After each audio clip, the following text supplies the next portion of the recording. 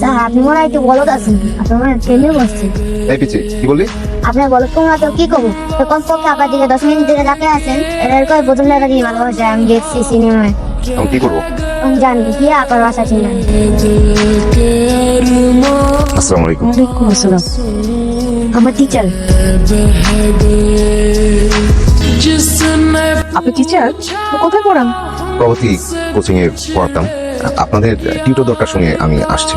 আমাদের তো কোনো টিচার লাগবে না, আপনি আসতে পারেন। তাহলে আসি। ইয়ে, আপনি একটা কাজ করেন, আপনার ফোন নাম্বারটা আমাকে দিয়ে যান, আমি নাম্বারটা বলছি। হ্যাঁ।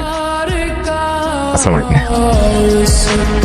আমার মনে হচ্ছে আমার পাজনের একটা হার ওই বাড়িতে রেখে চলে এসেছে, খুব কষ্ট হচ্ছে। আরে স্যার তাহলে কি মনটা খারাপ? আমি আর পূজা করেন নাই। দেখ পিচ্ছি, পিচ্ছি মানুষের মতো কথা বলবি, বুড়ো মানুষের মতো আর জ্ঞান বুদ্ধি দিবি না। কাজের সহজ কাজ সেরে যাক। জান না না কি বাঙ্ক।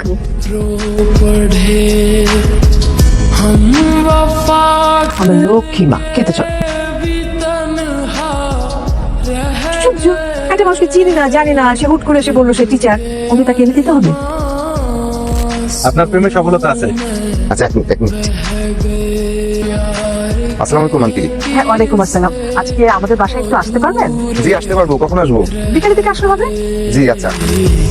प्यार के किस्से अधूरे रह गए, दिल के अरमान आंसू में बह गए। আমি বুঝলাম জাফরিন কথা বলতে পারে না।